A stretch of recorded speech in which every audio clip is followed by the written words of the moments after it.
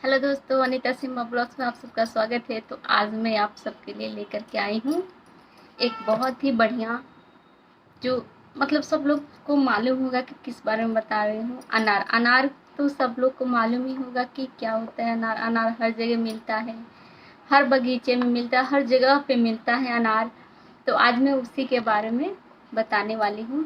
और मैंने देखा, मैंने पढ़ा आज अनार के बारे में। तो अनार तो प्राय मतलब सीजन में ही मिल ही जाता है। तो आज मैं आपको बताऊंगी। देखिए, हिंदी में तो हम लोग अनार बोलते हैं, लेकिन और सारी भाषा में इसका ऐसा ऐसा नाम है ना, मैंने तो सुना ही नहीं था। मैं बंगाल में भी रही हूँ, इसको बंगाल में भी देख रहे हैं। बंगाल में इसको क्या बोलते हैं, दाड़िम बुलाते हैं, जो कि हमको नहीं पता था। उतने दिन में बंगाल में रही, पर मुझे नहीं पता कि हम किसको बंगला भाषा में दाड़िम बुलाते हैं। इसका संस्कृत नाम भी दाड़िम ही है और बंगला नाम भी दाड़िम है। हिंदी में ही केवल इसको अनार बोलते हैं, ठीक है। और मराठी में इसका डालिम डालिब लिखा हुआ है। गुजराती में दाडम, ठीक है। तो अनार तो सब हर जगह मिलता है, सर्वत्र मतलब हर बगीचे में, हर जगह में मिल जाते हैं। अनार ऐसा चीज है, हर जगह मिल जाता है। लेकिन इसके भी बहुत सारे गुण दोष और प्रभाव है, जो कि मैं आप लोग को आज अनार के बारे में बताऊंगी। और बहुत मतलब हम लोग को जानकारी होनी चाहिए इस बारे में। हम लोग खाते हैं लेकिन उसके बारे में जानते नहीं कि हाँ, सब लोग ये जानते कि अनार खाने से ना वो खून बढ़ता है, ठीक है। ये शायद बहुत सारे लोग जानते हैं कि अनार खाने से, पके हुए अनार जो लाल लाल दाने होते हैं, इसके खाने से खून की कमी होती है। तुरंत डॉक्टर लिखता है कि अनार खाओ, खून उससे मतलब खून बढ़ता है। लेकिन ऐसा नहीं है, ठीक है। अनार, पके हुए अनार खाने से खून बढ़ता है, लेकिन अनार में भी अनार 3 प्रकार के होते हैं। जो 3 प्रकार के होते हैं, एक पके हुए अनार होते हैं लाल लाल, जो जिसको हम लोग बोलते हैं मीठा अनार, ठीक है। तो उसको अगर खाने से क्या होता है, खून बढ़ता है। लेकिन उसमें भी है खट्टा अनार।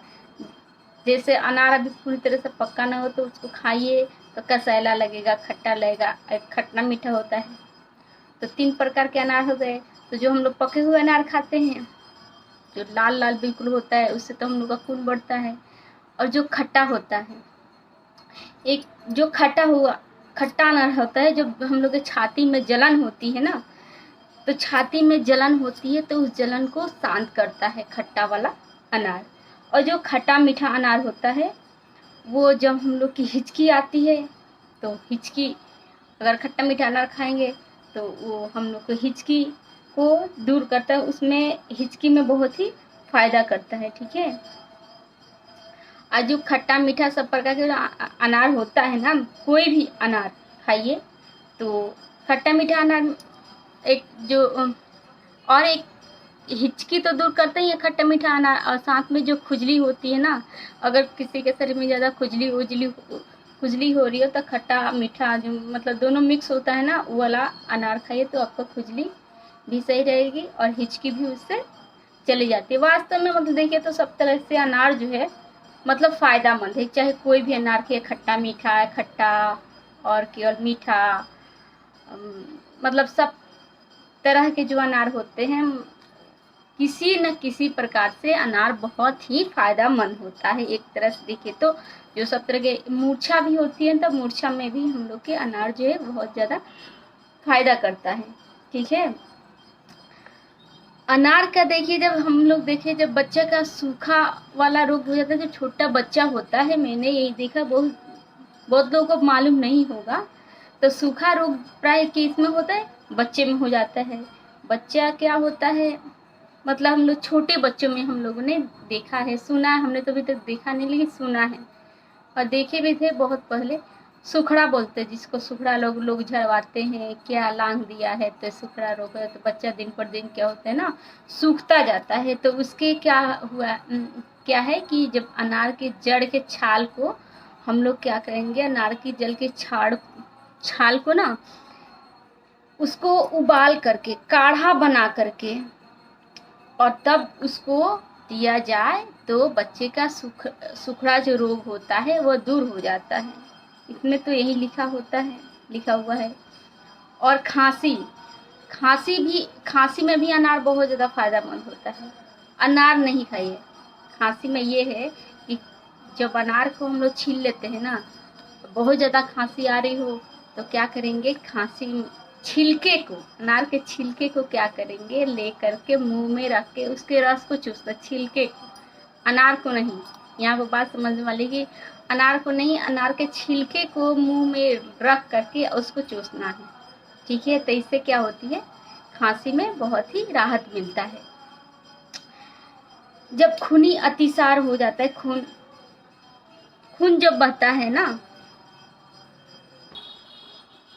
देखिए कल मैंने बताया था आम के भी बारे में कि उससे भी मतलब बवासीर, उसके जड़ की छाल को पीस करके और मतलब पिलाने से उसको क्या होता है कि खूनी बवासीर में उसको आराम मिलता है। इसमें भी है, अनार के वृक्ष की छाल और सोंठ, जो सूखा हुआ अदरक होता है उसको सोंठ बोलते हैं, तो उसके अनार के वृक्ष की छाल में उबाल करके और सोंठ का चूर्ण मिला करके पीने से क्या होता है, जब बवासीर होती है तो उसमें बहुत ज़्यादा आराम मिलता है। ये अनार में भी है, इसके भी फायदे होता है। और खून जो है, जिसके खूनी बवासीर है उसके खून आना बंद हो जाता है और आराम मिलता है, ठीक है। एक और बीमारी के बारे में आप लोगों ने सुना होगा, हिस्टीरिया, प्राय लोगों में होता है, सुने हैं हमने भी हिस्टीरिया। तो हिस्टीरिया रोग होती है, तो उसमें भी है कि अनार के पत्ते, मान लो 1 तोला अनार के पत्ता हो गया और 1 तोला गुलाब के ताजे फूल, दोनों को आधा आधा सेर, दोनों को मिला करके और उबाल लेना है। और जब वो थोड़ा सा मतलब आधा पाव बच जाए, और एक स्त्रियों के बारे में है, बहुत ही इम्पोर्टेंट, क्योंकि स्त्रियों में होता है ना, सफ़ेद पानी की समस्या हो जाती है, सफ़ेद पानी गिरता है, ठीक है।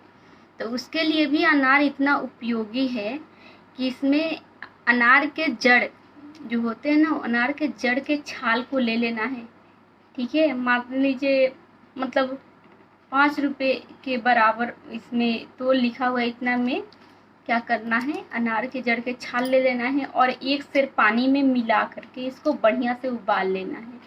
उबालने के बाद इसको 3 मासे के बराबर, यानी छोटे छोटे टुकड़े 3 मासे के बराबर फिटकरी को डाल करके और उसके पानी को फिचकारी लेना से मतलब यानी धुलना है उससे। तो इससे क्या होगा कि स्त्रियों के जो सफ़ेद पानी की समस्या है, इससे उनको बहुत ज़्यादा फ़ायदा मिलेगा। और रक्तस्राव वगैरह में भी इसमें बहुत ज़्यादा फ़ायदा मिलता है।